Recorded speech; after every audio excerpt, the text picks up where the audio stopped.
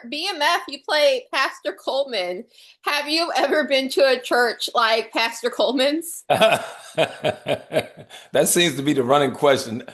Quite frankly, I grew up in an old school church, so back in the day, they passed the plate about 5 times. So, probably indirectly, I have. Not quite as flamboyant as Pastor Coleman, though.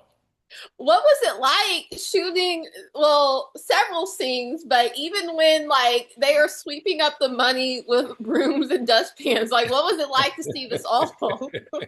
Well, you know what happens with me as an actor. I get the call, and then I read the script, and I say, "Oh, this guy's nuts." But he's a capitalist. I'm not sure if he's taking the money and putting it back in the community or putting it in his pocket. I can't tell.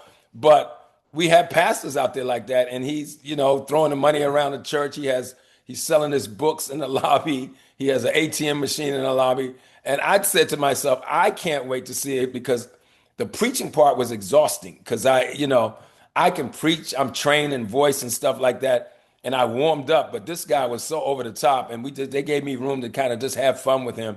So it was really quite an experience, and I can't wait to see how the audience receives it. It's definitely interesting his interpretation of the Bible. Yeah. He definitely pick and chooses what he thinks is true. For example, he says that the Bible says that money is a root of all evil, but Right. not the root of all Yeah. evil. Yeah. And you're Yeah. just like, well, I guess it does say that if we want to pick and choose. Well, he's a capitalist, so he's planting the seed that stop blaming it on money is what you do with the money. Money is good if you use it right. And I think that's his angle, and of course that makes you go deeper into your pocketbook. So, and I'm not saying he's a bad guy, but he's a capitalist, But the other thing is, I'm sure if we had a chance to develop this guy over the seasons, that maybe season 5, we'll see that some of the money goes back into a lot of the money goes back into community endeavors, helping the homeless, helping with job fairs and stuff like that. So it's not all bad, but he's quite flamboyant and over the top. Yes, it's also just churches are different in different areas. Like this could be just a Southern style church at this particular church. Yeah. Because Meech and Terry and even Lucille are just like, well, what's going on? But everyone else is just like, oh, well, this is where we go to church. Yeah, Like yeah, yeah. even Meech's friend, his mom is like, oh my gosh, we get to be in the front today. Like she's so excited. Yeah, yeah. Whoever came up with this script for this episode is genius. The writers, I take my hat off to the writers and the producers. I'm just glad to be a part of it. And what I do as an actor is, I get the call and they said, hey, they want you for BMF, and it was an offer, job where I didn't have to really audition, and I was able to go in and play a character that they had inside of their minds that they put on paper.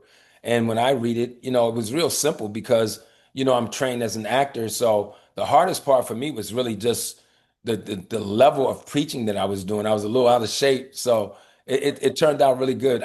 He's a wild guy. He's all about the money. So there are a bunch of churches. I'm not sure in the South, but all over the country like that. Yes, yes. Why do you think Meech and Terry aren't buying it? Even though they themselves are capitalists in their own way, they're just like, no. Because they street cats. They know this guy's a hustler. And maybe that's the way they designed it. When you are a pastor, my brother was a pastor, and I can preach. Like I can preach like a pastor. Somebody said, well, you should start a church. And I'm like, no, when you're a pastor and you have people's spiritual well-being in your hand, it's a lot of power. Mhm. And if you're a good pastor, like I grew up with some really amazing pastors who can, they get inside of your head. You, as a pastor, you have to really be grounded in the spirit and the faith to make sure you don't misuse that power. So I think Pastor Coleman is like right on the borderline, right in there somewhere. Yes, yes.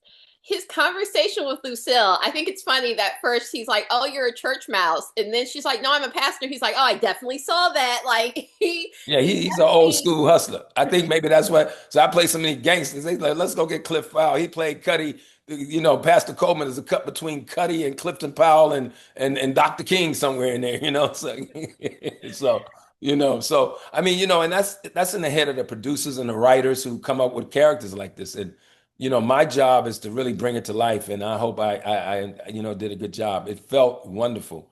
So I can't wait to see it myself because it was a great time. Yes, and I hope you come back because I definitely can see, as you were saying before, this character further Yeah, developing. yeah.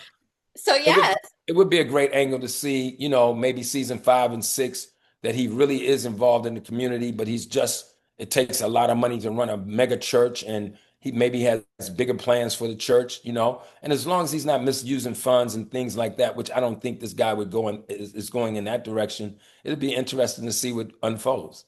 yes, awesome. Well, thank you so much for taking time to talk to me. I can't wait to talk to you about future projects. Thank you. Awesome. Thank you. We'll Bye. see you in Detroit.